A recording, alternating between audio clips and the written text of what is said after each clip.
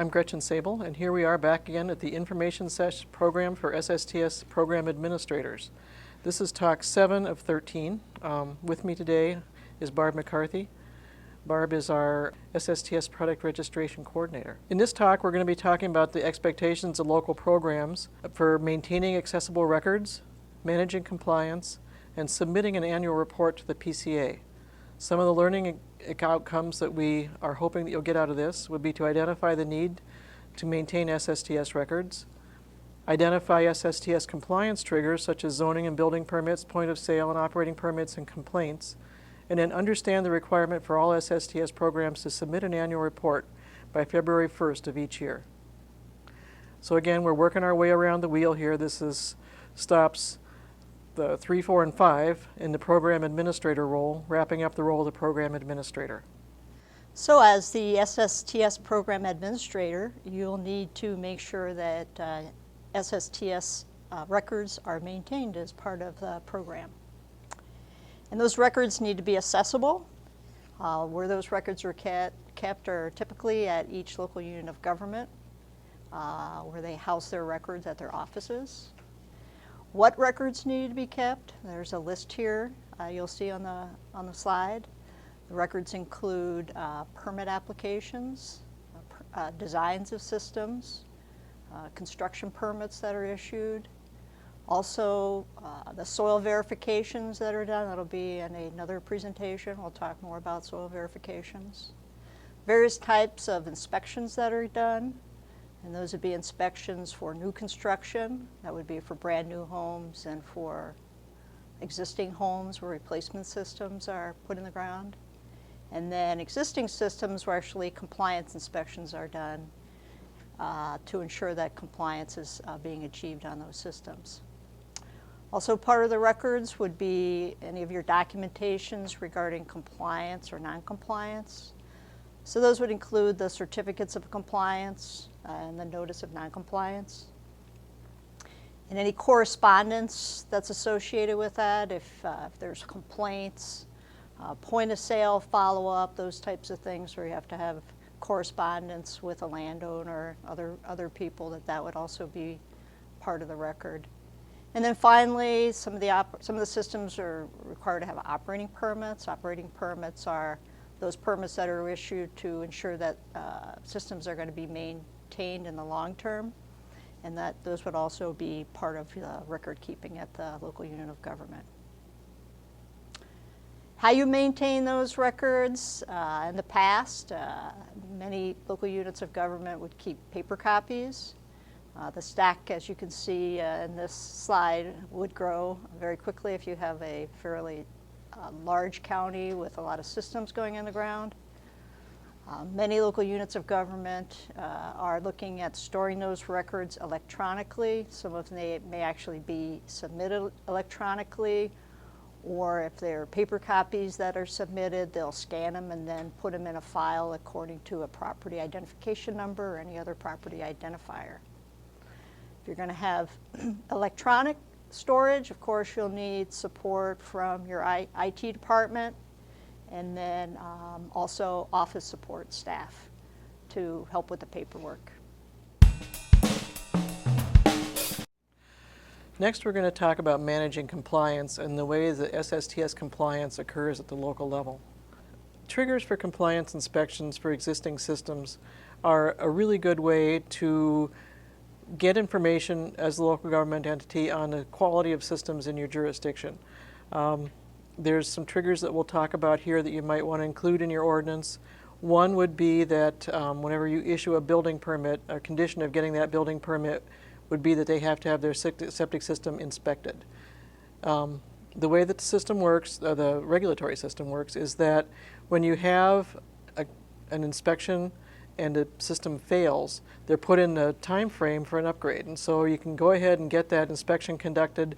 The people would know how long they had to fix it if it was bad, and they would take that into account as they conduct their building. So that's a good time to do it. You can also include in your ordinance a zoning permit trigger, where if they come in for any kind of zoning request, a new building on the property, a conditional use permit, a variance, whatever, that would trigger the inspection that would eventually lead to upgrade if needed. Another area trigger that is used quite frequently is point of sale. And the benefit of the point of sale trigger is that when you're selling a property, the property's changing hands. You have a chance for the old owner and the new owner to negotiate on who pays for the fix and how it's done. Frequently, we've seen a lot of problems if we had, say, an older couple in a home and they sell to a young family with much different water use issues. By having an inspection at that time, that'll help to ensure that the system's good and the new family has a good system to use. So that's an idea that you might want to include. Certainly each jurisdiction will need to respond to complaints, but that can't be your sole trigger. So if you do respond to complaints, that's expected, but you need to go beyond that and thinking about triggers to gain more information about the systems in your jurisdiction. An operating permit was something that Barb was talking about. An operating permit will frequently have required submittals, and so every year they have to show proof that the thing's still working correctly. If they fail to submit that, that might trigger a compliance inspection, so that's another thing to think about. And then the last one is one that Jean talked about in an earlier one, is inventories. That would be where you would conduct, or you would hire someone to conduct an inventory where they go property to property, looking at the quality of the system and identifying the problems. So those are some triggers you might want to include in your ordinance. When an inspector conducts a compliance inspection, it needs to be either done by a qualified employee or a licensed inspector.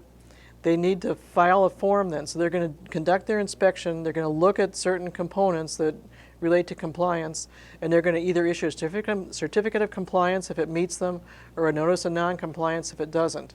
In any case, whenever an inspection's done, within 15 days they need to submit a copy of that to the local government. So you as the local government will be getting copies of these inspection forms, and you'll be able to see the quality of systems that are out there. You would need to write a follow-up letter to the system owner in the case of a notice of non-compliance stating the upgrade time frame that they have. You would need to have a support system to track the upgrades so that if they do it or don't do it, you know, and you know those that are over the time limit. And then you need to enforce locally per the local ordinance.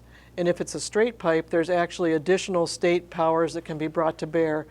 And that's something that we'll talk a little bit more in the compliance talk on that. So another component of the local program is that an annual report that summarizes the septic system activities the previous year is required to be submitted to the Pollution Control Agency. It's really important that this report be submitted. One of the reasons for it is that it's specified in the rules.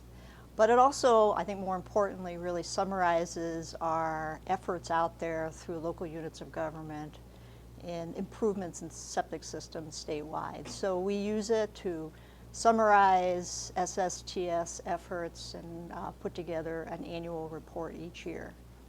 We want to make sure that when legislators ask us that we have credible information available to legislators when they have questions about septic systems and programs in Minnesota. And then it also documents the work that is accomplished by local units of government. So who needs to fill out an annual report? It's all local units of government with a septic system program. In 2012, there actually were reports that were submitted by 210 local programs that included counties, cities, townships, and special purpose units of government. And as previously stated, there are over 500,000 septic systems that were reported as part of that annual report. The annual report needs to be submitted by February 1st each year for the previous calendar year. So how is that annual report distributed and what information is needed? This slide shows that information. The spreadsheets, individual spreadsheets, are actually emailed to each SSTS program, and we try to get them out in December each year so that the local units of government have plenty of time to fill out that at the end of the year. The spreadsheet actually has 4 tabs that would be completed, and then the local unit of government would complete the information in each of those tabs and then return it to us via email, typically by February 1st. So what information is in there? Well, there's a list actually in 7082 that lists the information that has to be submitted as part of the annual report. It's got information about your program, about the type and number of systems that were installed the previous year, who your inspectors are, and if you're a county, it also wants you to identify the local programs in your county, if it's a city or township, and information about those. And then the fourth tab is the tank fee. That is something that installers and for systems that are installed by owners are required to submit a $25 per tank fee each year. And that's one of the ways that we use to figure out how many tanks were installed and who installed those. So we use all this information and we develop an annual report. And on this slide, it just shows the cover of the annual report, which we're finalizing at this time. And then it also has information about systems that year and then trends over time. And I think in a previous slide, Jean showed this graphic that shows the number of replacements and new systems that have been installed for a period of 11 years, and nearly 138,000 systems have been installed. So the annual report is posted on our website, and we try to summarize the important information that local units of government submit to us. So now it's time again for the summary. Some of the important takeaways from session 7 are that SSTS records need to be maintained by the local permitting authority, that SSTS compliance can be managed through local permit issuance, through point of sale requirement for inspections, through complaints, through operating permits, and through systematic inventories. All of these are very important to upgrading the stock of SSTS that you have in your jurisdiction now, and for having good systems in the future. Finally, the annual reports are required of all local SSTS programs and are due by February 1st for the previous calendar year. This information is vital for state reporting and for knowing where work is needed for funding. Looking now at the quiz, the ever popular quiz, 2 questions. The compliance of septic systems at the local level can be effectively managed by doing nothing and hoping for the best, waiting for the system to back up into the home, inspecting a system at the time of property transfer, or a banker. And then question 2, an annual SSTS report is required by whom and when? Only by each county by February 1st? Of all local SSTS programs by February 1st? From each SST inspector at the end of the construction season? Or none at all, since we're just a small city? And thus concludes session 7. Thank you.